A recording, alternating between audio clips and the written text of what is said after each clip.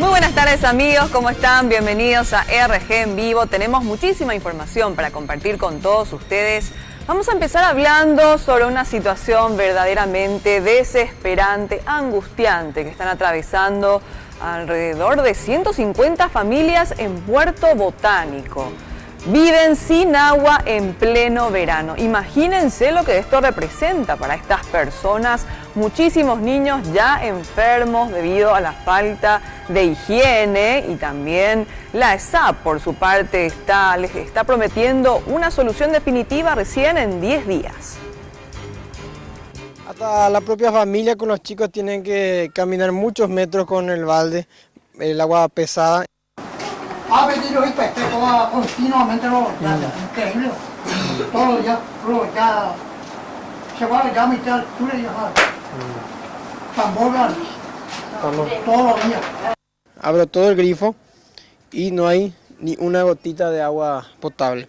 Sí, como 9 veces ya me estoy yendo y viniendo, sí, y ya cansa. Queremos agua, queremos agua.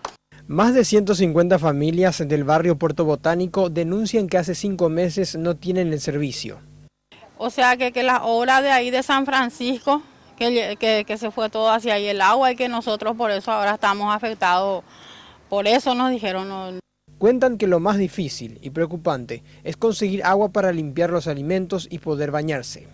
Y yo vivo con mi esposa nomás y tengo muchos animalitos también, a los cuales le tengo que surtir de agua, nosotros también para la cocina. Y buscamos en donde hay agua y traemos 20 litros y con eso nosotros nos bañamos entre dos. Esto inclusive ya generó enfermedades a niños principalmente. Hay gente que está con problemas de dengue y con problemas estomacales también. Y, chicos principalmente. Sí, los chicos. Por ejemplo, mi nieta hoy amaneció ya con problemas del estómago y... Reclaman que este medidor no corre, pero igual pagan a la ESAP. La aguatera estatal promete una solución dentro de 10 días. Explican que falta presión en el barrio porque la zona es alta. Es una interconexión que haremos ni bien estén dadas las condiciones. Interconexión de tuberías principales de manera a solucionar definitivamente el problema.